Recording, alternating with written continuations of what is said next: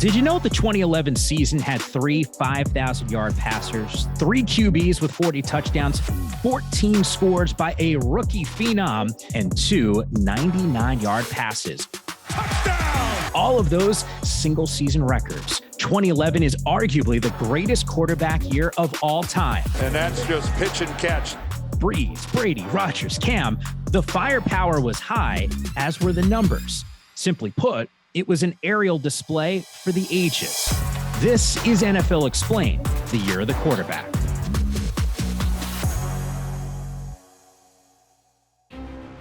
The New Orleans Saints, winners of Super Bowl 44, and the defending Super Bowl champion Green Bay Packers. The tone was set opening night with a marquee matchup at Lambeau Field.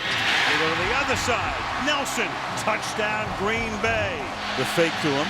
Brees has time. Brees going deep. He throws, caught, touchdown. The last 2 Super Bowl MVPs went blow for blow as a 419-yard, 3 TD night from Drew Brees wasn't enough to best Aaron Rodgers' 3-touchdown performance. The 2 superstars were the first pair of quarterbacks to each throw for 300-plus yards and 3 scores in an opening night game. Touchdown!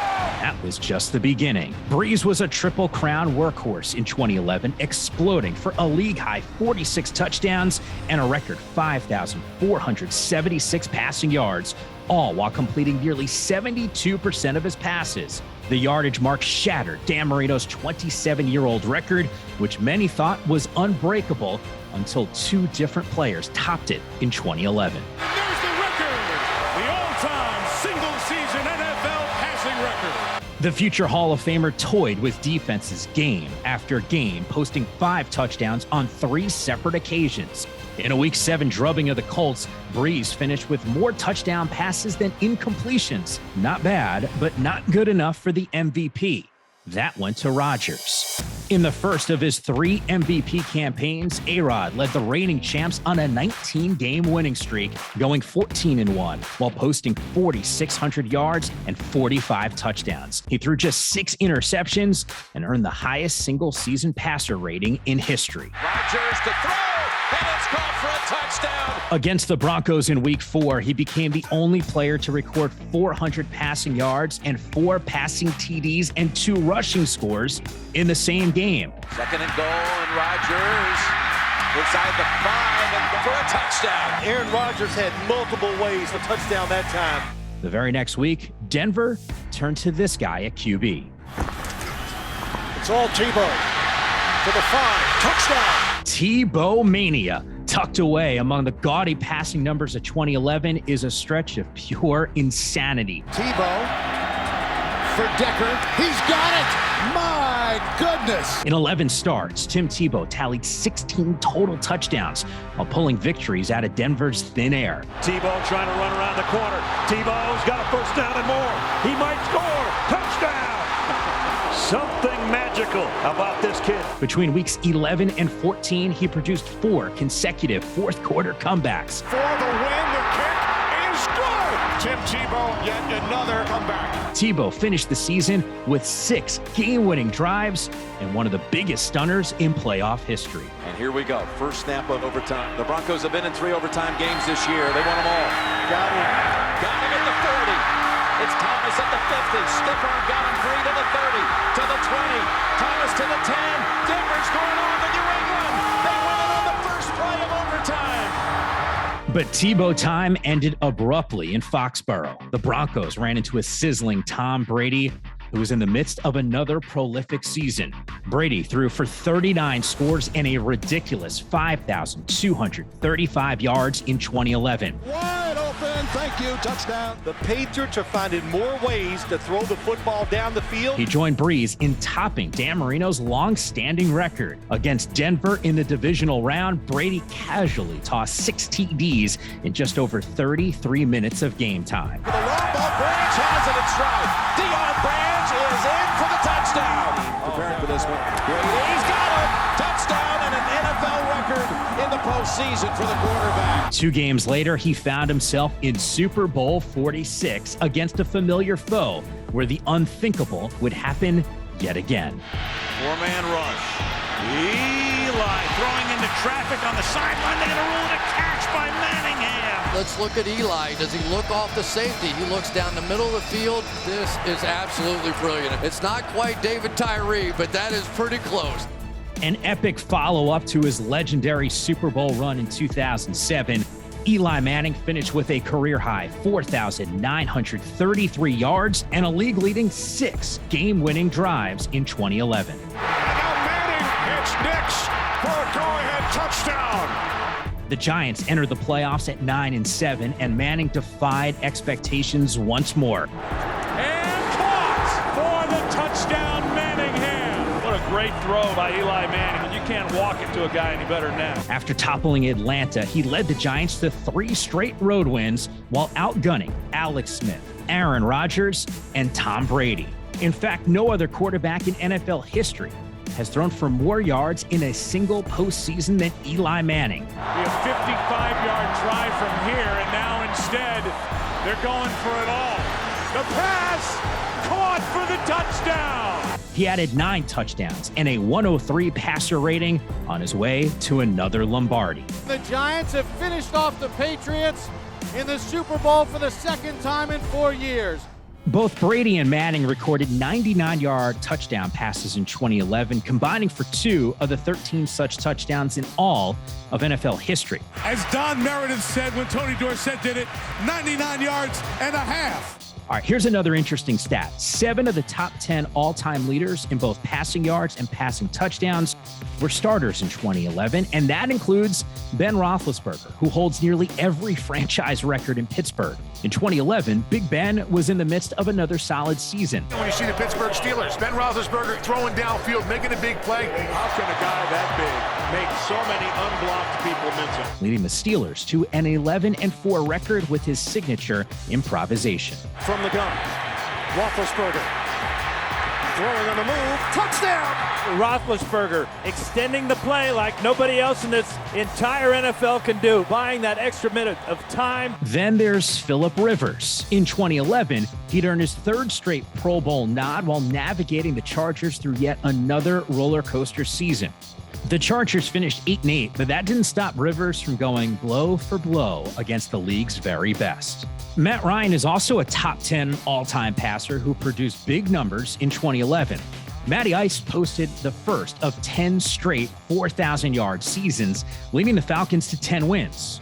One of those was a 16-point comeback victory in Carolina. Grant looks, throws, Julio, caught! He got in, touchdown Atlanta. Straight drop, looks, throws, middle of the field, Julio the catch! 40, 35, 30, touchdown Atlanta. Ryan holds the record for the most passing yards in a player's first 13 seasons. He is far and away the Falcons' all-time leader in every passing category. Brilliant throw and catch. While Matthew Stafford is not yet in that group of top 10 all-time passers, he did have a stellar 2011 season, drumming up hope in Detroit. On 4th and 3, Stafford, Calvin Johnson, touchdown Lions. At just 23 years old, Stafford delivered the best passing season in Lions history, throwing for over 5,000 yards and 41 touchdowns while leading them to their first postseason berth since 1999. Now, we talked about Tebow, but Stafford was the true comeback king of 2011. The former first overall pick became the first QB to produce 3 17-point comebacks in a single season, including a masterful 5-touchdown performance in Week 11. End zone, touchdown! Matthew Stafford's second 5-touchdown game. The Georgia product would again throw for 5 scores and a league-high 520 passing yards in a wild season finale against the Packers, a game that produced 6 lead changes in the second half alone. Sounds like an epic Stafford-Rodgers shootout, right? And a touchdown! Think again. In a season brimming with superstar talent, it's only fitting that a backup would steal the show. He's got it, another touchdown! Matt Flynn provided the finishing touches on a historic regular season, tallying a whopping 480 yards and 6 touchdowns. 6 touchdowns. They might be asking Aaron who. Yeah, we got a quarterback controversy in Green Bay, you think? That tied for the most in a single game in Packers history. What's that name again? Matt Flynn. And if we're talking about 2011 shootouts, we have to talk about the NFC divisional round clash between the 49ers and the Saints. That's going to be a 49-yard touchdown strike to begin our scoring here in Candlestick. Before he was the comeback player of the year, Alex Smith was a struggling young quarterback in San Francisco. But under the tutelage of Jim Harbaugh, Smith guided San Francisco to a 13-3 record and an NFC West title in 2011. That's where he met Drew Brees, setting up a late-game flurry for the ages. Smith, the slant, touchdown. Smith got the 49ers out to a 17-0 lead, but Brees stormed back. With 4 minutes left, the Saints trailed by just 6 points. First down and more. Inside the 20, the 10, touchdown, 44 yards. Smith on third down. He will take it himself for a first down and more. Alex Smith is in. Touchdown. From their own 34-yard line, empty backfield. Brees throws. Jimmy Graham makes the catch inside the 30. And Graham is inside the 10. And he takes it all the way for a Saints go-ahead touchdown, 66 yards. Smith on second down. He throws it. It's caught by Vernon Davis. And Davis is inside the 30 with 31 seconds remaining. 47 yards from Smith to Davis. Smith on 3rd and 3. He throws to the end zone, and the catch is made by Vernon Davis for a Niners touchdown. Alex Smith with the play of his life. 4 touchdown drives and 4 lead changes in 4 minutes. Just incredible. And if you like dual threats, 2011 was also the season for you. Mike Vick, fresh off a comeback campaign of his own, threw for a career-high 3,300 yards while adding nearly 600 more on the ground. Vick with a clear lane, takes it outside, gets the first and then some. And that is the vintage Michael Vick that Eagles fans have been waiting for this season. In Week 5, Vick cemented himself as the most prolific running quarterback in NFL history. Here he goes. Big run by Michael Vick. Picks up a block from LaShawn McCoy. Vick inside the 10. Michael Vick becomes the all-time leading rusher among quarterbacks. But then came Superman. Second and goal. Newton dives, and he's in. Touchdown. Cam Newton with his first NFL rushing touchdown. The top pick in 2011, Cam Newton, wasted no time establishing himself. Newton puts it up. He's got a man, and he completes it. Cam set a rookie record with 422 passing yards in Week 1 before topping his own mark the very next game. Cam Newton rushes on, blitzes on. Newton, he steps up now, rainbows it deep down the middle for Steve Smith. Over the shoulder catch, 63-yard pass play. The Heisman winner finished with more combined passing and rushing yards than any rookie quarterback in a single season. I didn't see him starting this way. I'm going to tell you that. Wow. He also set a rookie quarterback record with 14 rushing touchdowns, a milestone that stood for the previous 35 years. Cam Newton taking off. Will they get him? Touchdown! As of today, he leads all quarterbacks in career rushing touchdowns and trails only Vick in rushing yards among QBs. How about Tony Romo, who is having another impressive year in Dallas? Tell you another thing about Tony Romo. When there's a busted coverage, he doesn't miss. Romo was his clutch, gutsy self in 2011. And there's the fade, and it's caught for the touchdown. Posting nearly 4,200 yards and 31 scores while peppering opponents with the occasional fourth quarter miracle. Against the Niners in Week 2, playing through cracked ribs, the undrafted vet put on a signature performance to orchestrate a late-game comeback. What a throw! Touchdown! Nope. They're going to go for the big vet down the middle. Oh, my goodness. Jesse Holly is tackled inside the 5 all the way down to the 1. Dallas rallies from 10 back in the fourth quarter. In fact, Romo was the offense, accounting for 82% of the Cowboys' touchdowns that year, the highest such mark in the league. He's the Cowboys' all-time leader in passing yards and touchdowns. And oh, by the way, he's the highest-rated passer with at least 4,000 attempts to never appear in a Super Bowl. Before we put a bow on the year of the quarterback, let's rewind to 2011 Week 3, where a hero emerged in Buffalo. The Patriots may have been familiar with the Minutemen, but they certainly weren't prepared for the Amish rifle. Fitzpatrick looking to the end zone, got him, touchdown! That's right, we're talking about Ryan Fitzpatrick. After 2 turbulent seasons with the Bills, the legend of Fitzmagic was born in an epic clash with Tom Brady. Down by 7, 11-24 in the fourth quarter. Left side, got a man open. And it is caught by Donald Jones. It's at the New England 35-yard line. Oh, yeah, first down. Fitz under center. Fred Jackson gets the call. Drive forward. Touchdown, Buffalo. Fitzpatrick takes the snap. Sets up, fires, caught by Freddie at the 35, at the 30. 25, 20. Touchdown. There's no way to catch him. They're going to rule down at the 1-yard line. For the win. 3 seconds left. The kick is up. The kick is good.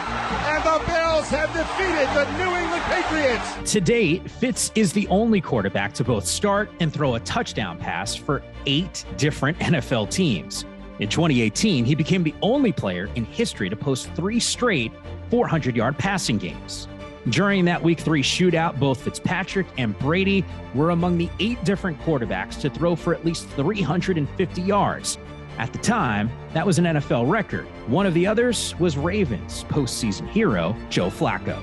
Looking left, nothing there. Fires right. Flacco going deep. Far sideline. He's got Torrey Smith, and he's down the sideline. Touchdown! The Delaware product torched the Rams for 3 touchdowns in the first quarter alone. This is amazing! And finished the year with his 3rd consecutive 3,600-yard and 20-touchdown season. Flacco, too, is a franchise passing leader, leading the Ravens in career completions, yards, and touchdowns. He also has the best career numbers of any quarterback to never make a Pro Bowl. In fact, that season, 12 teams boasted a starting quarterback who was or would become their franchise passing leader. That's right, over a third of the league was being led by their all-time quarterbacks in 2011. And that doesn't include Donovan McNabb, who is no longer in Philly, or Andy Dalton, who ended his career with the Bengals just behind Ken Anderson, or Aaron Rodgers, who is still chasing Favre. And the name we haven't heard yet in this tale of legendary signal callers, Peyton Manning. Biggest story of the opening weekend of the NFL season, easily. The first time we have ever seen Peyton Manning's name on the inactive list. In an ironic twist of fate, the most dominant passing season ever was missing the most dominant passer of its era. An off-season neck surgery in 2011 put Manning's career in serious jeopardy, and the future Hall of Famer missed the entire year. The Colts parted ways with their franchise player. I truly have enjoyed being your quarterback. Instead targeting Andrew Luck with the first pick of the 2012 draft. The Sheriff would punctuate his career in Denver, winning his record 5th league MVP and 2nd Super Bowl with the Broncos. Now, records are meant to be broken, and this new era of passing prowess will certainly break a few. Touchdown, Buffalo! Yet no singular season in history has provided more quarterbacking firepower than 2011. That season cemented the legacies of all-time greats, provided unforgettable finishes, and rewrote the history books. As far as combined quarterback talent, it was in a league of its own.